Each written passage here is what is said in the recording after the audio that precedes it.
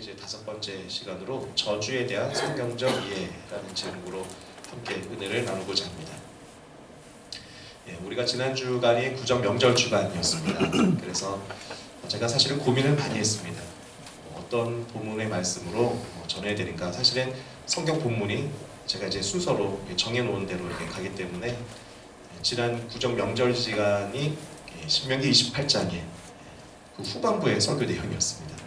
근데 제가 제 기억 속에 우리가 인생을 살다 보면 갑자기 과거의 기억 몇 가지가 툭툭 떠오르는 게 있지 않습니까? 자, 그 중에 한 가지가 뭐 어떤 기억이냐면 제가 이제 신학교 다닐 때에 연세중학교에서 섬기면서 이제 봉사를 했는데 거기는 이제 지금도 교회가 세계에서 제일 큰 건물입니다. 그 교회가 우리 침례교단에 그런 교회가 있고 기도원도 흰돌산 기도원이라고 큰 교회인데 신학생들은 계속 방학 기간에 이제 집회가 되기 때문에 화장실 청소를 하고 쓰레기 분리수거한 다음에 이제 집회 예배를 드렸어요.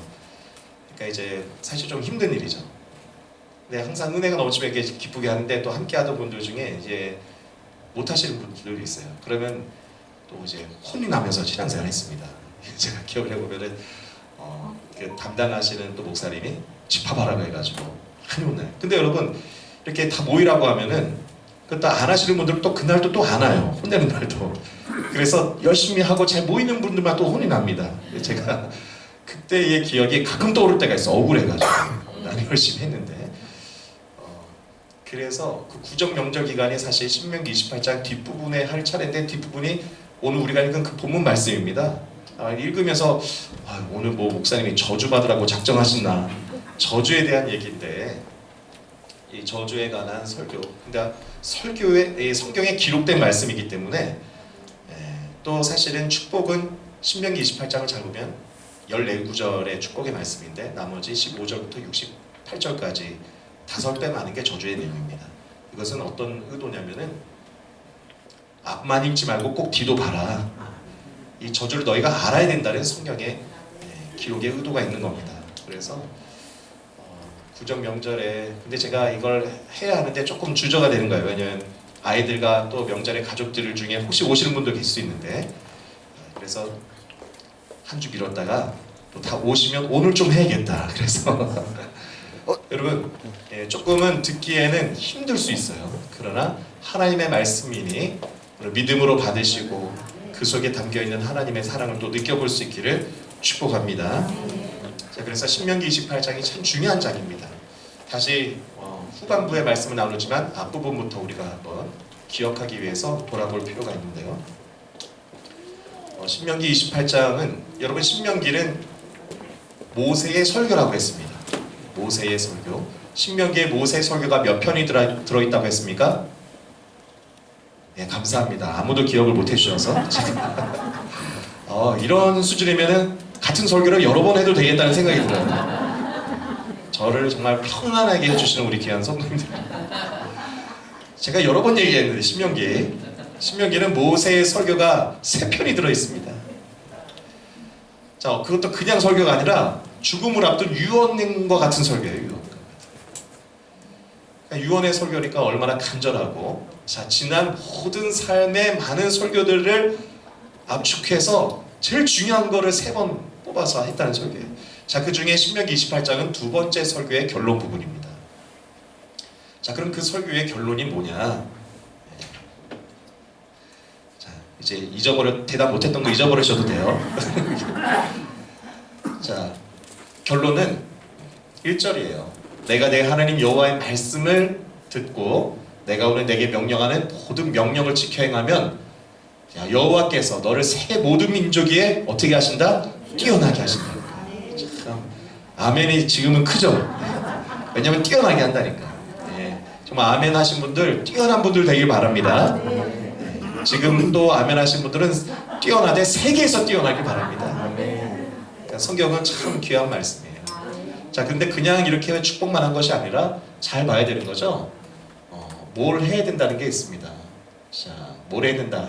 조건이 있는 거죠. 행하면 뭘 행하는 겁니까? 명령을 지켜서 행하면 뛰어나게 해준다라는 겁니다. 자, 그래서 이렇게 하나님의 말씀대로 우리가 살아가기를 힘쓰면 어떤 축복을 받는가? 우리가 이거 앞부분 알아야 오늘 저주의 말씀이 소화되기 때문에 자, 먼저 다시 축복을 기억해 본다면 성읍에서도 복을 받고 들에서도 복을 받고 자, 고대 시대에는 성 아니면 들이에요.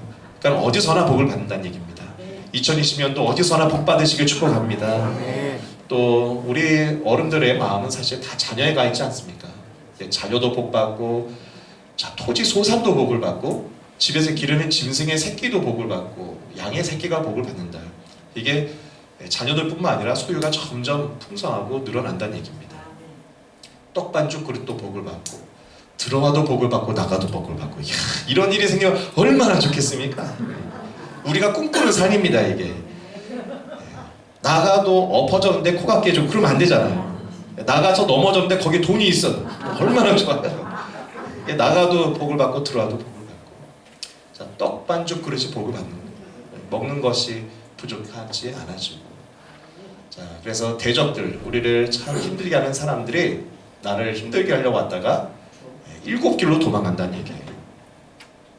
그래서 하나님께서 명령하시기를 너가 하는 모든 일에는 내가 복을 주겠다. 네, 그래서 너희는 세상에서 성민이 될 것이다. 거룩한 백성이 될 것이다. 사람들이 그래서 네가 너무 잘 되니까 야 하나님이 너와 함께 하시는 걸 하면서 뭐한다? 두려워할 정도로. 이게 실제로 아브라함, 이삭, 야곱의 삶에는 이런 일이 일어났습니다. 아브라함이 하는 일마다 잘 되니까 블레셋 왕 아비멜렉이 와가지고 먼저 화친하자고 하고 야 제발 너희들 땅을 허락해 줄 테니까 여기에서 살고 우리에게 쳐들어오지 말아라 먼저 얘기할 정도로 세상 사람들이 두려워하는 일들 또 계속해서 축복을 받고 좀 우리가 아이들을 위해서 이런 기도 많이 하셨습니까? 머리가 되게 하시고 꼬리가 되지 않게 하시고 그래서 결론은 말씀대로 살면 좌로나 우로나 치우치지 않으면 다 그렇게 된다라고 얘기하는 게 신명기 28장의 앞부분의 얘기예요. 자, 이것을 2주 전에 설교를 했었고요. 자, 오늘 설교할 차례는 자, 그런데 성경에는 항상 앞면과 뒷면이 있다는 얘기입니다. 우리가 동전도 앞면이 있고 뒷면이 있고 여러분 하나님이 빛을 창조하셨다면은 그 말은 다른 말로 어둠도 빛이 없는 곳에는 있게 됐다는 얘기입니다. 그러니 축복의 이면에는 뭐가 있다? 저주가 있다는 얘기인데 자, 신명기 28장 15절부터가 그 저주의 선언입니다. 자, 그런데 만일이에요. 만일. 그러니까 저주를 들어도 우리가 두려워하지 않을 이유는 말씀을 지키기만 하면 되는 겁니다. 자, 그런데 말씀을 만약 안 지키면 자, 저주가 임한다. 자, 16절에 17절에 떡반죽 그릇이 저주를 받는다. 내 몸의 소생과 토지 소산 양의 새끼가 저주받는다. 자, 그러니까 축복과 어떻게 되는 겁니까? 다 반대로 가는 거예요. 그래서 내가 손으로 하는 모든 일이 저주받고 자, 내 몸에 연병이 들게 하게 될 것이다. 자, 폐병과 열병과 염증과 합질과 한재. 합질은 열이 나서 죽게 되는 거고 한재는 가뭄을 얘기합니다. 풍재, 바람의 재앙입니다. 자, 이게 중동에서는 바람의 재앙이 굉장히 무서운 겁니다. 그러니까 이제 아프리카에서부터 이 바람이 시작되는데 지중해를 건너면은 적당하게 습기를 먹으면서 지중해성 기후가 굉장히 좋지 않습니까? 지중해는 기분 좋은 바람이 부는 거고 이게 지중해를 지나서 중동으로 지나가면서는 사막을 지나니까 아주 건조한 바람이 되는데 모래를 막 머금어요. 이 빠르게 100km, 시속 100km가 넘는다고 합니다. 그러니까 부딪히면 따갑고 사람이 살 수 없을 정도의 이 재앙이 되는데 자, 이런 일들이 일어나게 된다. 그리고 이제 오늘 우리가 여기까지는 지난주에 우리가 한번 읽었었는데 24절부터의 내용 조금 시간 관상 다 읽지는 않겠지만 그러나 또 부분은 읽어봐야 합니다. 그러니 제가 저도 어떠한 방법으로 설교를 해다 고민하다가 읽는 수밖에 없겠어요. 자, 그런데 성경에 읽으라고 기록을 해놨기 때문에 자, 읽어보도록 하겠습니다. 눈으로 따라하 보시죠. 여호와께서 비 대신에 티끌과 모래를 내 땅에 내리시니 그것들이 하늘에서 내 위에 내려 마침내 너를 멸한다. 비 대신에 모래가 내린다는 거예요. 먼지가. 내가 적군 앞에서 패하여 도망갈 것이다. 그래서 아까는 7길로 적군들이 돌아간다고 했는데 이번엔 어떻게 된다? 네가 흩어지고 도망가게 된다는 거예요. 우리가 말씀을 지키지 않는 사람들이 내 시체가 공중의 모든 새와 짐승들의 밥이 될 것이나 자, 그 새들을 쫓아줄 사람이 없다는 얘기입니다. 여호와께서 애굽의 종기와 치질과 괴열병과 피부병으로 너를 치시리니 너는 치유받지 못할 것이고 여호와께서 또 너를 미치는 것과 눈먼 것과 정신병으로 치리니. 자, 여기는 이제 여러 가지 재물과 또 건강의 문제였다면 이게 정신의 문제도 온다는 얘기입니다.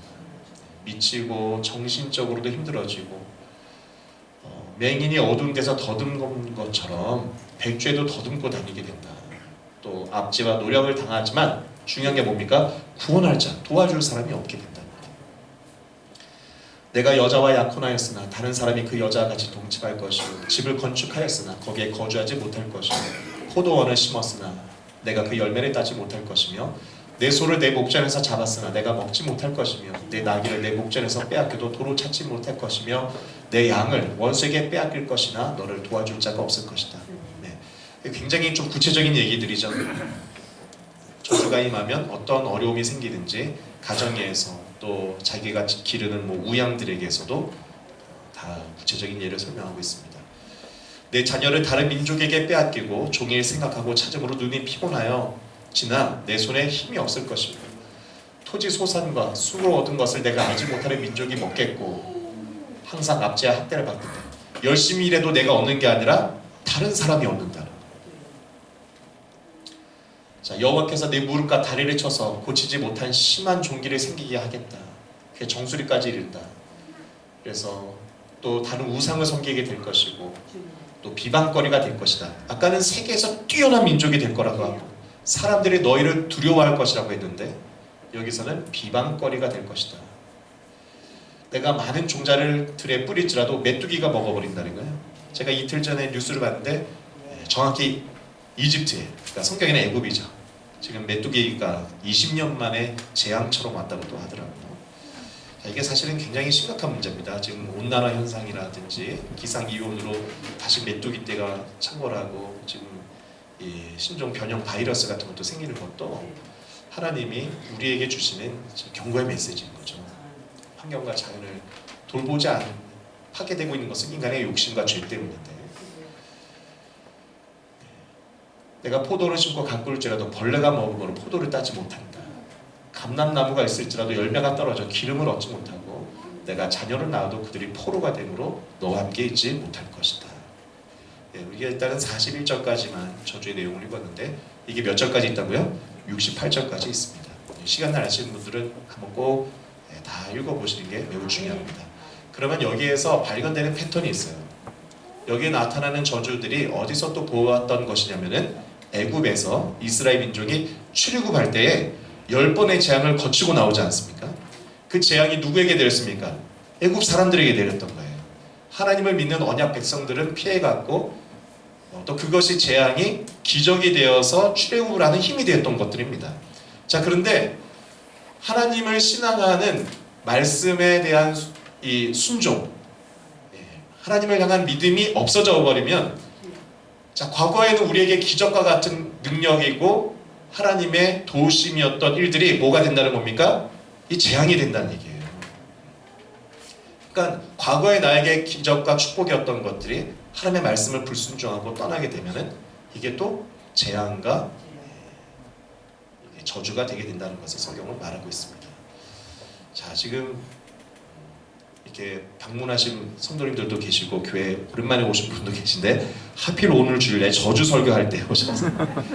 자, 근데 너무 두려워하지 마시기 바랍니다. 지금 마음속에 성경에 이런 거 있으면 내가 교회를 괜히 왔구나. 자, 이런 상황은 어떤 생각이냐, 이걸 제가 첫 주에 아주 강조했어요. 그런 마음은 내가 그러면 괜히 이스라엘 백성 돼가지고 가나안 땅을 들어가려나?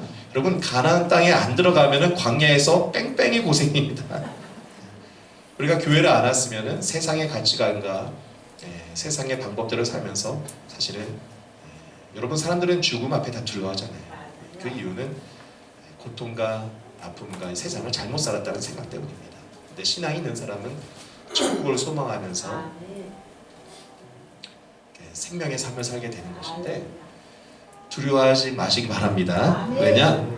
말씀을 지키면 이 저주를 안 받는다는 거예요. 자, 그러면 중요한 건 뭡니까? 다시 신명기 28장 1절의 결론인데 여러분, 말씀을 지키길 바랍니다. 자, 그러면 말씀을 지키는 게 뭐냐? 내가 내 하나님 여호와. 여기서 내가가 누굴까요? 이스라엘 백성입니다. 내가 오늘 내게 명령. 여기서 내가는 누굴까요? 모세예요, 모세. 자, 그러니까 모세가 하나님의 말씀 율법이죠. 근데 율법이 어려워요. 자, 어려우니까 레위기, 출애굽기 이런 율법들 보면 어렵지 않습니까? 그러니까 모세가 지금 신명기에 설교를 해주고 있는 거예요.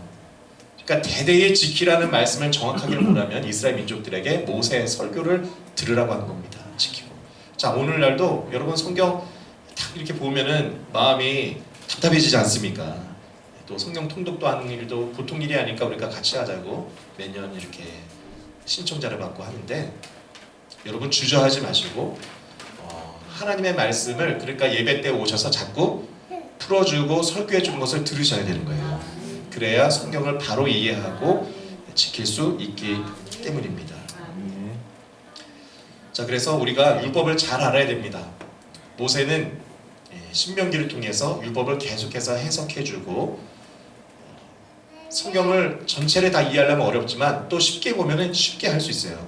성경에서 이해를 하려면은 창세기, 출애굽기, 레위기, 민수기, 신명기에 이르는 모세 오경을 이해하면은 사실 성경의 반은 이해한 겁니다. 왜냐하면 모든 성경이 그 성경을 기준으로 해서 기록된 것이기 때문이에요. 어떤 사람은 모세의 율법은 이제 구약 시대가 아니고 신약 시대이기 때문에 지킬 필요 없다고 하지만 그렇지 않습니다. 마태복음 5장 17절에 예수님이 하신 말씀입니다. 내가 율법이나 선자를 폐하러 온 줄로 생각하지 말라. 폐하러 온 것이 아니라 완전하게 하려고 왔다고 했어요. 그러니까 율법은 지금도 지켜야 되는데, 자, 이것을 문자 그대로 지키려고 하면 우리가 유대인이나 바리새인이 되는 거고요. 예수님이 지키신 것처럼 지키면 되는 겁니다. 그래서 우리가 신약 성경을 봐야 돼요. 예수님은 어떻게 지켰습니까? 율법의 정신과 의미를 지키신 거예요. 그러니까 우리도 율법을 잘 연구해서 오늘날의 의미와 정신은 무엇인지를 자꾸 적용하고 해석해야 되는 겁니다. 자, 그래서 모세 오경이 중요한 겁니다. 자, 성경을 하나님의 말씀을 지켜서 복을 받으시길 바랍니다. 복 받는 게 중요해요. 자, 그러면 중요한 거는 아까 축복과 저주 사이에서 축복을 선택해야 되는데 그 축복의 선택 기준이 말씀이라고 했습니다. 자, 말씀은 성경 말씀. 그럼 성경 말씀은 아까 설명한 것처럼 모세 오경이 중요하다고 했죠. 자, 여기에 하나님의 뜻과 하나님의 세상의 통치하는 방식과 영적인 비밀이 다 들어있는 거예요. 예수님도 이것을 해석한 것이 복음서입니다. 예수님의 사역이. 자, 그래서 이 오경의 말씀을 사람들이 지키고 살았는가 안 살았는가가 역사서의 이야기예요. 성경이에요. 그러니까 성경의 역사서들은 성경을 지켰는지 안 지켰는지를 보면 되는 것이고, 이게 이제 여기 예언서라고 있습니다. 성경의 예언서들은 뭡니까? 근데 이런 역사의 시대를 살면서 사람들, 왕과 백성들이 말씀을 안 지킬 때마다 율법을 잘 깨닫고 아는 사람들이 말씀대로 안 살면 뭘 선포했을까요? 너희들 저주받는다, 혼난다 라고 했던 게 예언이에요. 그러니까 예언에 대해서 이게 성경을 전체를 보고 이해하지 않으면 뭐 어느 교회 무슨 권사님이 기도를 많이 하는데 기도해서 그 사람한테 물어보면은 어디 땅 사라고도 정확하게 얘기해주고, 네가 올해는 합격한다, 남편이 승진에 떨어진다, 이거 다 얘기해. 그런 게 예언이겠습니까? 아니겠습니까? 그게 예언 아니에요. 그건 기독교 무당질하는 거고, 잘못되진 않고. 여러분, 모세의 오경과 율법을 우리가 잘 깨달아서 기도하고 하나님의 영에 정말 감동되면은 저와 여러분도 사실은 보입니다. 그럼 말씀을 벗어나고 이 모세 오경에는 세상의 원리와 이치가 담겨 있어요. 그럼 그 이치대로 살지 않는 사람은 반드시 어떤 결과를 맞이하게 될까요? 어려운 결과를 맞이해요. 반면에 말씀대로 사는 사람은 어떤 일을 맞이하게 될까요? 반드시 좋은 일이 생기고 축복이 임합니다. 그걸 얘기해 주는 게 예언이에요. 그걸 시대와 국가를 향해서 얘기하면은 시대적인 예언자가 되는 거고, 자, 성경의 예언자들은 바로 그러한 사람입니다. 여기 대선지서, 소진서, 소선지서로 있는데 이것이 중요하고 이것은 덜 중요하니까 대소로 구분한 게 아니라 내용이 길으니까 대선지서예요. 다 중요합니다. 그리고 시가서들은 이와 같은 율법의 말씀들을 지키는 사람들의 이야기와 노래, 또 경언, 잠언 같은 건 경언의 모음이죠. 그것이 성경을 구성하고 있는 것입니다. 그러니까 성경이 어려운 것 같지만 뭐를 잘하는 게 중요하다? 모세 오경의 율법을 잘하는 게 중요하고, 제가 이걸 이렇게 강조하는 이유는 여러분 수요일과 주중에 진행되는 성경 공부에 지금 율법서 공부하고 있으니까 꼭 와보시길 바랍니다. 왜냐면 이거 또 언제 할지 몰라요. 지금 벌써 창세기는 지나가고 출애굽기 3장을 하고 있는데 율법사를 한번 배워보십시오. 자, 그래서 이 율법대로 살아가는 자들은 자, 이 축복들을 다 받는다는 것입니다. 근데 여전히 이제 좀 막연하죠. 그래서 설교는 축복을 받기 위해서 어떤 말씀을 지켜야 되는지를 매주 사실 설교해 주는 게 설교예요. 지금 굉장히 큰 틀에서 저주를 설명해야 되니까 제가 큰 틀을 얘기하는데 몇 가지 예를 들어본다면 바로 전주 우리가 구정주간에 제가 신명기 15장 1절로 11절을 설교했습니다. 자, 본문 말씀은 4절이었어요. 너희가 역시 마찬가지로 여호와의 말씀을 지켜 행하면 뭘 받는다는 겁니까? 복을 받는다는 거예요. 자, 근데 어떤 복을 받냐? 너희 중에 가난한 자가 없어진다는 얘기예요. 더 정확하게는 부자 된다는 얘기입니다. 여러분, 가난해지지 마시고 부자 되시길 축복합니다. 자, 그러면 이게 무당들도 하는 얘기예요. 근데 교회에서 하는 얘기는 달라야 되지 않겠습니까? 무당들은 돈 많이 내고 복채 주고 부적 쓰면은 부자 된다고 하고, 기독교는 그런 게 없습니다. 그러면 기독교로 뭘 해야지 복을 받냐? 말씀대로 살아야 돼요. 그럼 이 말씀 앞에 있는 말씀들이 이렇게 되는 축복의 정확한 내용이겠죠. 자, 15장에는 면제해 주는 일을 하라고 했습니다. 면제년에 대한 설명이에요. 자, 면제년은 뭡니까? 우리가 삶을 살다 보면 빚도 질 때가 있고 그렇지 않습니까? 근데 이 빚을 지면 참 힘들죠. 매월 갚아가야 되니까. 자, 그러나 열심히 빚 졌으면 갚으시기 바랍니다. 갚아야죠, 당연히. 자, 그런데 이스라엘에서는 율법의 모세가 그 빚진 사람이 7년 동안 원금과 이자를 열심히 갚았으면은 7년 끝나갈 때쯤에는 이제 나머지 다 탕감해 주라 라고 얘기해요. 이게 면제네요. 그러니까 여기에서 복을 받으려는 말씀을 지키라고 할 때는 자, 이러한 율법의 면제년을 지켜주란 얘기입니다. 근데 이게 쉬울까요, 어려울까요? 얘한테 계속 돈 내놓으라 그러면 안정적인, 어쨌든 내가 빌려줬던 거니까 내 수입원이 되는데, 성경에는 야, 7년 받았으면 이제 그만 받아줘라. 왜 성경에 이런 얘기가 있을까요? 성경은 모든 사람들이 새로운 삶을 힘차게 살아갈 수 있게 해주는 시스템을 말하고 있어요. 그러니까 성경에서는 7년 정도 열심을 다해서 갚고 했다면은 할 만큼 했다. 그러니 새로운 기회를 주라는 얘기입니다. 새롭게 살아가. 아무에게나 규제 면제 주는 거 아니죠. 이방인에게 독촉하는 얘기예요. 여기서는 예수님 안 믿는 사람한테는 끝까지 받아라 이런 얘기가 아니라 말씀대로 열심히 살아가는 자에게는 받아줘라. 자, 그러면은 내가 반드시 복을 받는다. 이 면제년과 함께 율법에서 중요한 비슷한 개념이 안식년 개념입니다. 안식년. 여러분, 율법에서 가장 요약된 것은 십계명이죠. 근데 그 십계명에 뭐가 제일 중요할까요? 물론 다 중요하고 어떤 분은 1, 2계명, 너는 나 외에 다른 신이 있게 말라, 우상을 만들지 말라, 이것을 중요하다고 하기도 하지만 이러한 모든 것이 다 녹아져 있는 게 안식일 계명입니다. 여러분, 성경과 특별히 율법과 십계명을요 3,500년 전에 사람들이 딱 들었을 때에 이것은 충격적인 얘기였어요. 그래서 정말 기쁜 소식이다, 복음이다 했습니다. 지금 우리가 십계명 보면은 별로 그렇게 여러분 놀라진 않으셨죠? 근데 이게 3,500년 전에는요 이 율법과 십계명을 사람들이 보는 순간 어떤 마음이 들었냐? 야, 누가 이런 법을 만들었을까? 이런 법은 사람이 만든 게 아니라 정말 하나님이 만드셨겠구나. 어느 정도로 사람들이 충격을 받았냐면, 여러분, 우리는 여리고성을 정복하는 이야기를 여호수아서에서 보는데 어떻게 정복합니까? 이스라엘 백성들이 그 십계명 돌판을 법궤에 담아놨거든요. 그 법궤를 들고서 성을 돌았다고 나와요. 하루에 한 바퀴, 두 바퀴, 마지막 7째 날에는 7바퀴를 돌았습니다. 그런데 놀랍게도 여리고성, 세계에서 가장 오래되고 이중벽입니다. 근데 그 성전이 무너졌다고 기록되어 있어요. 이게 정말 동화처럼 무너졌다고 생각하면 성경을 동화로 이해하는 거고, 여러분, 이것을 우리의 삶과 현실에 적용해서 이해한다면 어떻게 이해됩니까? 7일 동안 율법을 들고 십계명 돌판이 든 그 법궤가 성을 도니까 소문이 나는 거예요. 저게 도대체 뭔데?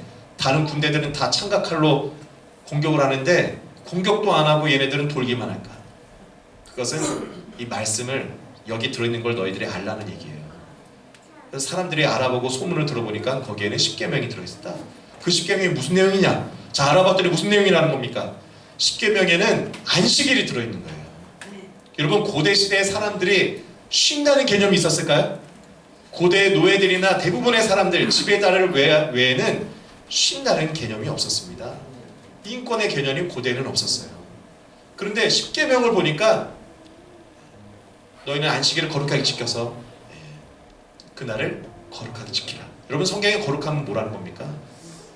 사람이 사람답게 살게 해주라는 얘기입니다. 쉬게 해주라는 얘기입니다. 또 무엇을 얘기합니까? 살인하지 말고, 도둑질하지 말고, 남의 것을 뺏지 말아라, 탐내지 말아라. 여러분, 우리가 열심히 살아야지, 열심히 일을 해야지 우리가 부자 되고 잘 살 수 있어요. 그런데 그렇게 살라고 해서 사람들이 이제 막 입사한 젊은 사람들에게, 사회 초년생들에게 뭘 강요합니까? 열정을 가져, 이렇게 얘기합니다. 근데 한동안에 맞는 말이라 생각했는데 유행했던 말이 있죠. 젊은 사람들이 이런 얘기를 했습니다. 열정 같은 소리 하고 있네, 이런 생각이. 왜냐면 입사했더니 돈은 아주 조금 줘요. 그걸 또 뭐라고 또 멋지게 표현했습니까? 열정페이라고 하잖아요. 야, 지금 너는 배울 때야. 네가 지금 참고 열심히 하면 언젠가는 나처럼 좋은 날이 올 수 있어 라고 했는데, 여러분, 사람이 열심히 산다는 게 열정만 있다고 할 수 있는 건 아니에요. 사람들이, 젊은이들이 왜 열정 같은 소리 있네라는 말을 했겠습니까? 여러분, 정말 열정이 솟아나려면은 어떤 상황이 돼야 되느냐? 내가 열심히 하면은 거기에 대한 칭찬을 받을 수도 있고, 대가도 받을 수 있고, 또 나도 열심히 살면 이 사회에서 점점 행복한 삶으로 점점 나아갈 수 있다는 그런 제도와 또 공정한 어떤 시스템, 정의로운 사회가 갖춰져야 사람들이 열정이 솟아나고 열심히 살 수 있는 겁니다. 근데 이와 같은 것을 만들어주지 않고 너도 열심히 하면 나처럼 될 거야 하면은 화가 나는 거예요.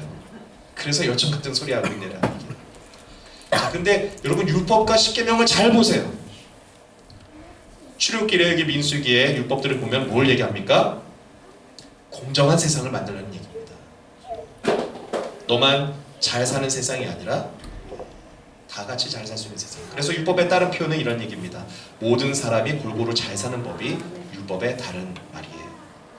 레위기 14장, 11장 45절에 나는 너희의 하나님이 되려고 너희를 애국 땅에서 인도하였네 여호와라. 내가 거룩하니 너희도 거룩할지어다. 자, 성경에는 내가 거룩하니 너희도 거룩하라라는 얘기가 많이 나옵니다. 자, 이것을 우리가 너무 개인적인 마음과 어떤 영적인 상태에서 거룩만으로 한정지으면 안 됩니다. 여기서 거룩함이란 무엇을 얘기할까요? 모든 사람이 골고루 잘 살기를 하나님이 바라시니, 나는 모든 사람이 골고루 살기를 바라는 거예요. 자, 그러니까 너희도 어떻게 해주는 것이 거룩하다는 거예요? 그렇게 해주는 사람이 거룩하다. 여러분, 우리가 성경을 보면서 이렇게 생각해야 됩니다. 안식일 계명이 있으니 그래, 나는 안식하고 쉬어야 돼. 자, 여기만 생각하면은 이건 믿음의 초보이고요. 저는 저와 여러분이 점점 영향력 있는 사람이 되고 사장도 되시고 정말로 사람들을 이끌어갈 수 있는 사람이 되셔서 여러분, 안식을 주는 사람 되길 축복합니다. 자, 그런 안식을 주려는 마음으로 일을 하고 사업을 하고 가족을 이끌고 또 모임을 이끄는 사람은 하나님이 어떻게 하신다? 반드시 복을 준다는 게 성경의 약속이에요. 빚진 자들이 있다면 빚을 면제해서, 자, 면제가 중요한 게 아니라 뭘 하는 겁니까? 그들이 인간다운 삶을 살아갈 수 있도록 용기를 주고 힘을 주는 사람이 되라. 자, 이러한 정신이 안식년 대희년에 적용되는 겁니다. 안식년에는 6년 동안 어떤 이유로든 어쨌든 우리 집에 와서 노예 생활하게 된 사람이 있다면 7년째는 풀어줘라. 그냥 보내지 말고 돈 줘서 보내라는 겁니다. 그래서 새로운 인생을 자유롭게 행복하게 살게 해주라는 얘기고, 대희년 49년째 되는 해에는 땅까지 주라는 얘기입니다. 살다 보면은 여러 가지 이유로 땅도 팔게 되고 하지만, 여러분, 원래 이스라엘에서는 모든 백성들이 다 땅을 균등하게 나눠 가졌거든요. 50년째가 되면은 여러 가지 이유로 땅도 사고 팔았지만 다시 원주인에게 땅을 돌려주어서 행복하게 또 자기의 기업을 누구며 살 수 있게 해주라는 것이 율법의 핵심이에요. 자, 근데 우리가 다시 생각해 봅니다. 여러분, 내가 돈을 받을 게 있는데 안 받아도 되고, 또 땅이 있는데 내가 땅도 다시 내가 어렵게 샀던 건데 원주인에 돌려주고, 이런 것이 쉽습니까? 어렵습니까? 자, 이게 아멘이 안 나와요. 대답도 안 하고. 야, 땅들 다 빌려준 적이 있으신가 보네요. 자, 이런 게 쉽습니까? 어렵습니까? 어려워요. 자, 어려운 것이기 때문에 계속 반복하는 거예요. 이게 여호와의 말씀입니다. 많은 사람들을 새 희망을 갖고 살게 해줘. 그러니까 우리가 문자적으로 지킬 것은 아니죠. 성경에 7년째 뭘 풀어주고 면제해주라니까 나도 이제 가서 그럼 내가 나한테 돈 빌린 사람들 몇 년째인지 김 집사, 이 집사 몇 년째인지 그거 체크하고 그런 얘기가 아닙니다. 문자적으로 그렇게 지키라는 얘기가 아니라 율법의 정신, 예수님처럼 지키라는 얘기인데 그러한 마음으로 우리가 좀 나누고 또 용서할 것은 용서도 하고 하면서 살라는 얘기예요. 그렇게 살면은 세계 모든 민족이 뛰어나게 하겠다. 내가 반드시 복을 준다는 얘기예요. 자, 이 말은 무슨 말이냐? 하나님이 책임을 진다는 얘기입니다. 하나님이 책임을 느낀다는 얘기예요. 내가 그런 사람은 반드시 복을 받게 해주겠다. 자, 다시 우리가 성경의 구조를 보면은 그럼 궁금해하면 됩니다. 진짜로 이스라엘 백성들이 이런 얘기를 들었는데 역사 속에는 정말 그렇게 말씀대로 지키고 살았는지 그리고 복을 받았는지 저주를 받았는지 확인해 봐야 돼요. 자, 여호수아서를 보면은 이 말씀 그대로 여호수아가 실제로 정말 갑니다. 요단강 건너서 강을 건널 때 돌 들고 올라가요. 그래서 진짜 돌에다가 율법을 새겨 놓습니다. 모세가 명령한 대로. 그리고 그리심산과 에발산에서 축복과 저주를 선포합니다. 그래서 땅을 정복하고 자, 사사시대 이제 아직 여기에서 얼마 멀지 않은 시대였어요. 사사기를 읽어보면 우리가 좀 답답함도 느낍니다. 왜냐하면 사사기에는 어떤 모습이 등장하냐 배교, 징계, 회개, 구원, 배교가 반복돼요. 사사기를 읽으면 처음에는 하나님의 은혜로 이 땅에 들어와서 평안합니다. 여러분 근데 평안하고 좋은 이렇게 아무 일 없으면 무슨 일이 일어납니까? 그러니까 죄가 올라오거든요. 그 죄를 져요. 그럼 하나님이 주변에 여러 모압, 암몬, 족속을 보내가지고 침략당하게 해요. 징계하십니다. 그러면 또 이 사람들 그때 또 회개해요. 모세 말씀을 우리가 잊어버렸습니다. 율법을 안 지켰습니다. 회개 도와주세요 하나님. 그러면 하나님이 기드온, 삼손, 드보라 이런 사람들 보내가지고 구원해 주는 얘기가 사사기 얘기예요. 이게 계속 뺑뺑 돕니다. 그래서 구원받고 좋아져요. 구원받았어요. 그럼 또 뭐 할까요? 평안해질 때 또 배교하고. 근데 이게요 우리가 이렇게 보면 참 답답하지만 사회학자들이나 역사학자들이 이 사사기의 정황을 보면 깜짝 놀랍니다. 왜냐면 이러한 사사기의 시기가 400년이에요. 근데 이 시기에 놀란 것은 이때 이스라엘에 왕이 있었습니까? 없었습니까? 왕이 없어요. 왕이 없는 건 군대가 없는 겁니다. 왕과 군대가 없는데 400년 동안 많은 침략이 있는데도 나라를 지키고 잘 살았다는 것은 놀라운 일이에요.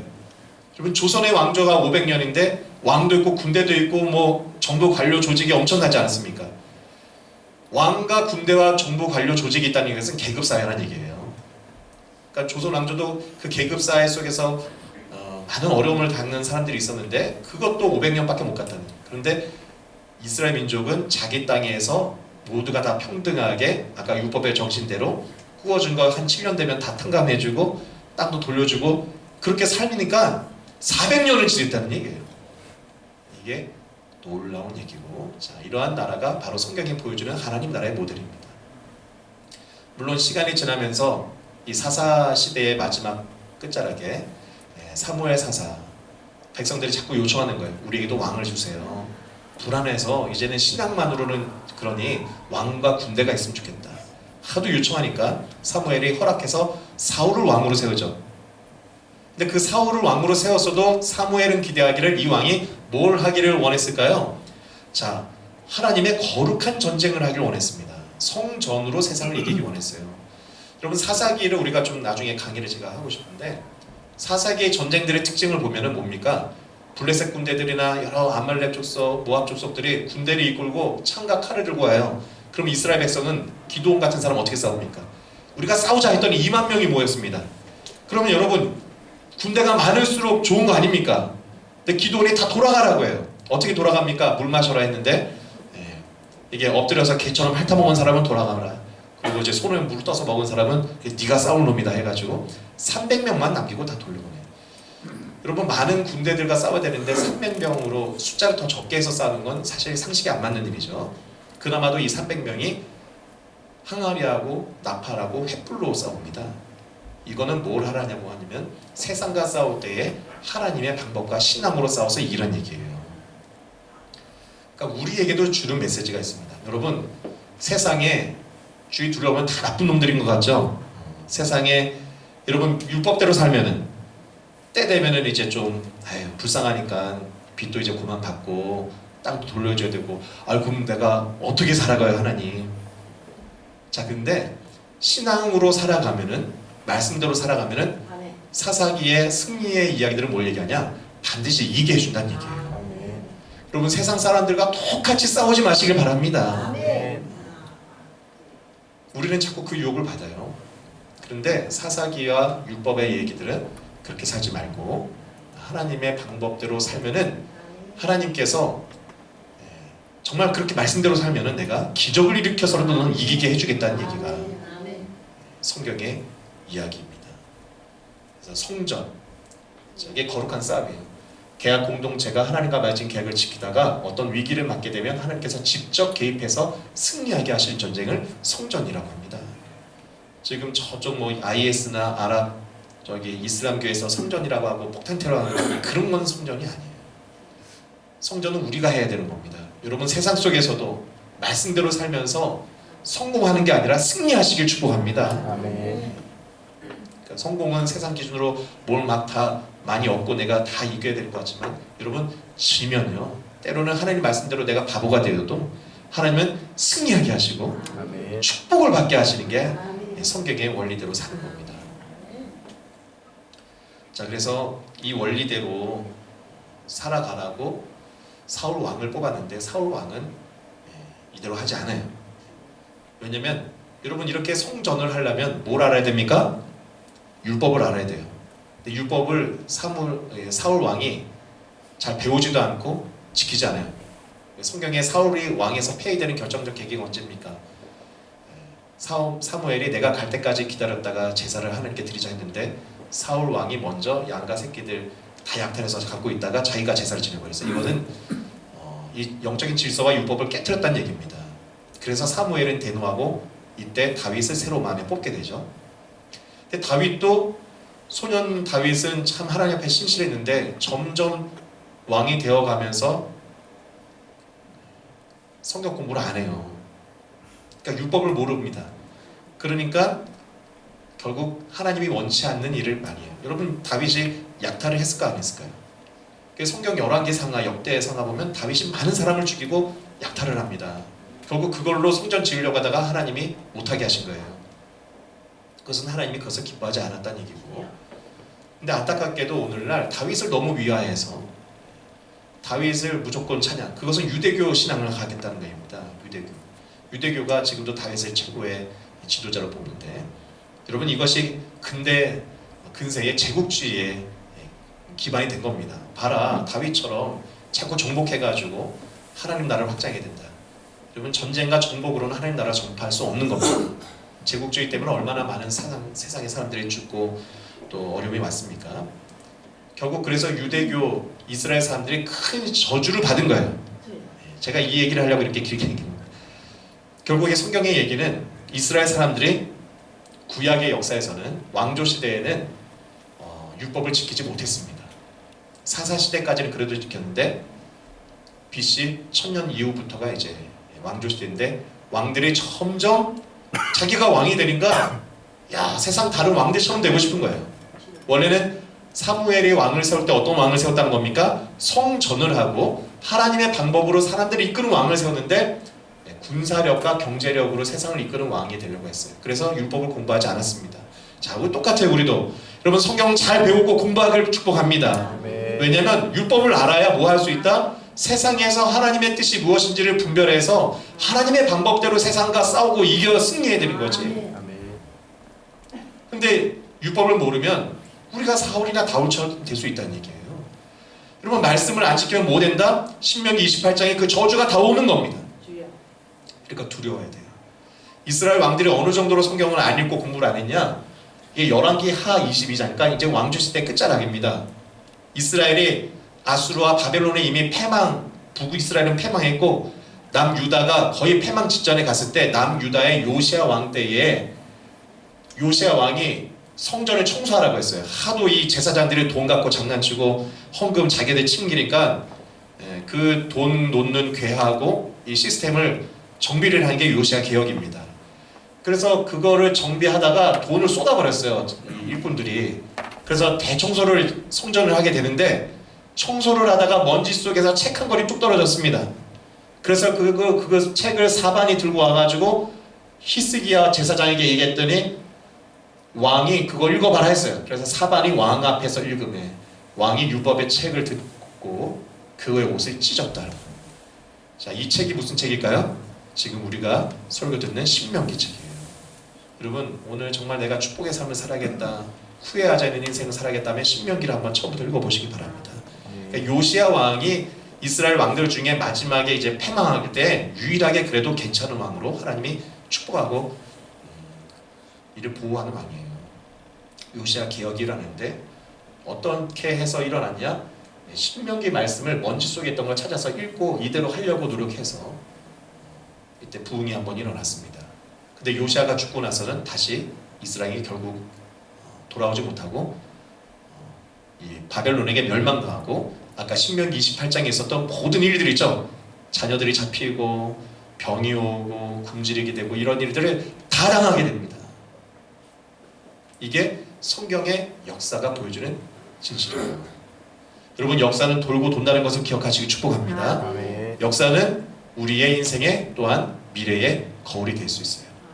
감사한 것은 역사서가 성경 안에 들어와 있다는 거예요. 율법대로 살면은 축복받은 역사들도 많습니다. 또한 율법의 말씀대로 반드시 그렇게 망한 역사들도 있어요. 이 성경의 역사들은 또한 우리 인생의 축소판입니다. 여러분, 지난 인생을 돌이켜 보십시오. 물론 좋은 일도 있었지만 안 좋은 일도 있었어요. 중요한 것은 그러한 일들 속에서 내가 하나님의 음성을 듣고 교훈을 얻는 게 중요합니다. 여러분, 앞으로의 삶은 축복이 가득하게 축복합니다. 아멘. 근데 이게 막연하게 하나님 나 교회 다니니까 축복하겠지가 아니라는 얘기예요. 사울도 다윗 솔로몬 시대에 가장 큰 성전과 아름다운 예배당이 있었다니까요. 근데 거기에서 소 잡고 양 잡았고 하나님을 시편 노래했는데 아무도 이 신명기 책을 안 읽고 있었다는 얘기예요. 먼지 속에 있었다는 얘기예요. 여러분, 주중에 성경 읽으시길 바랍니다. 그리고 읽는 게 중요한 게 아니라 그 뜻을 알고 여러분의 삶에 그 성경대로 살면서 성전을 하셔야 돼요. 성전을 하라고 왕을 뽑았는데 똑같은 왕이 되려고 세상 왕처럼 되려고 하다가 나라가 망한 게 성경의 역사입니다. 여러분, 예수 믿고 부자 되어서 나도 똑같은 다른 부자들처럼 똑같은 짓 하고 있으면 그 돈으로 내 배나 불리고 나 자랑하는 데나 쓰고 하나님이 그러면 똑같이 부자들 망할 때 망하게 하신다. 그러나 여러분, 복의 근원 되시길 축복합니다. 아멘. 율법의 정신을 지켜서 나는 복을 나눠주고 또 이 빚을 면제해주는 부자가 되고 안식하게 해주는 부자가 되고 정말 그런 마음이 내 안에 열망이 타오르면은 하나님은 그 사람을 그렇게 복 주시고 축복하실 줄 믿습니다. 아멘. 그래야 축복받을 준비가 되고 하나님의 은혜가 있는 사람 됩니다. 우리 찬양하고 기도하도록 하겠습니다. 우리 좀 묵상하는